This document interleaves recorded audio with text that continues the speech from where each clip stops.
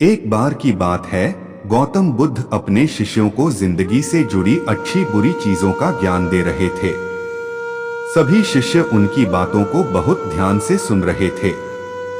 उन सभी में एक शिष्य ऐसा था जिसे प्रश्न पूछने की बहुत आदत थी। वो उठकर गौतम बुद्ध के पास गया और उनसे बोला, आप हमें जिंदगी के बारे में जो कुछ सिखा रहे हैं उस सब का क्या फायदा, क्योंकि हम में से बहुत से बच्चों को ये भी नहीं पता कि हमारे जीवन का मूल्य क्या है और ये जीवन हमारे लिए कितना कीमती है। पहले आप हमें ये बताइए कि इस जीवन का मूल्य क्या है। अपने शिष्य की बात सुनकर गौतम बुद्ध अपने कक्ष में गए और एक चमकता हुआ पत्थर का टुकड़ा लेकर आए। वो टुकड़ा उन्होंने अपने शिष्य को दिया और बोले, मैं तुम्हें इस जीवन का मूल्य तब बताऊंगा जब तुम इस पत्थर का सही मूल्य पता लगाकर आओगे। साथ ही ये ध्यान रखना कि तुम्हें ये पत्थर का टुकड़ा किसी को बेचना नहीं है।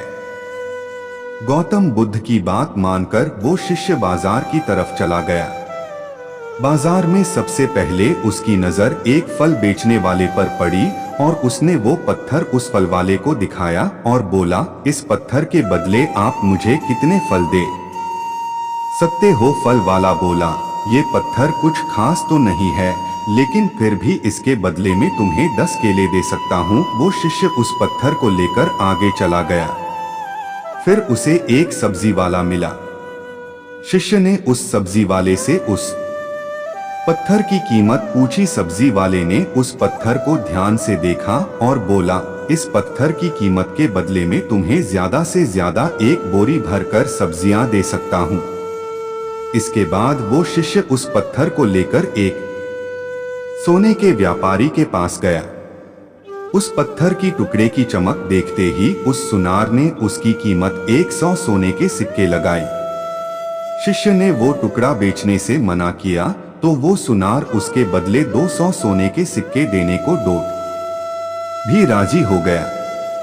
लेकिन शिष्य ने वो पत्थर नहीं बेचा। इसके बाद वो शिष्य एक हीरों के व्यापारी के पास गया और उनके सामने उसने वो पत्थर के टुकड़े को रख दिया।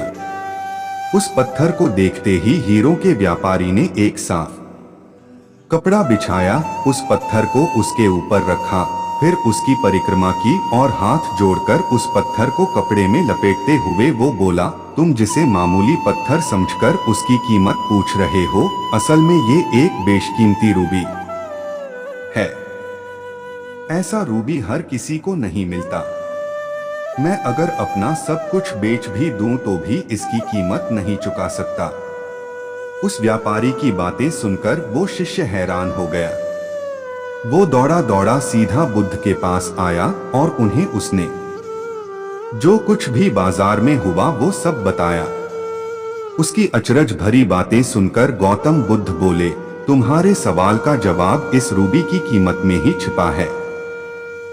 हमारा जीवन भी एक रूबी है, रूबी की तरह ये भी बेशकीमती है, लेकिन हम इस बात को हमेशा नजरअंदाज करते हैं और अपने जीवन का मूल्य नहीं समझते। हम दूसरों को देखकर और उनके जैसा जीवन जीने की कोशिश में अपने जीवन की कीमत को कम कर देते हैं। हम ये सोचते हैं कि हमारी जिंदगी की कीमत वही है जो दूसरे हमें बताते हैं, लेकिन ये बात हमेशा ध्यान रखना कि सामने वाला अपनी हैसियत, बुद्धि और अपनी समझ के हिसाब से तुम्हारी कीमत लगाता है। जिंदगी सिर्फ एक बार मिलती है, इसलिए इसको बर्बाद ना करें। अपनी जिंदगी को उतना ही कीमती समझें जितना कीमती आप अपने बैंक में रखे रुपयों को समझते हैं। आज के समय में लोग अपनी जिंदगी से ज्यादा कीमती प्यार, पैसों और दिखावे से भरी चीजों को समझते हैं।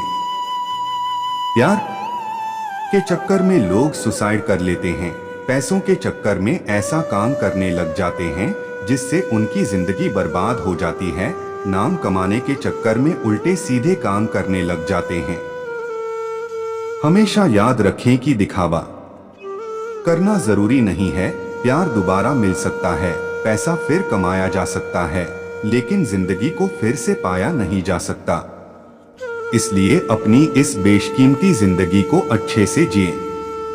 हर पल का आनंद लें, कभी ये ना सोचें कि आप इस दुनिया में किसी काम के नहीं है, ना कभी ये सोचें कि आपकी जिंदगी व्यर्थ है। आपके होने या ना होने से कुछ फर्क नहीं पड़ता। जब भी ऐसे नेगेटिव विचार आपके मन में आए तो खुद को बस ये याद दिलाएं कि जीवन एक रूबी है और ये बेशकीमती है।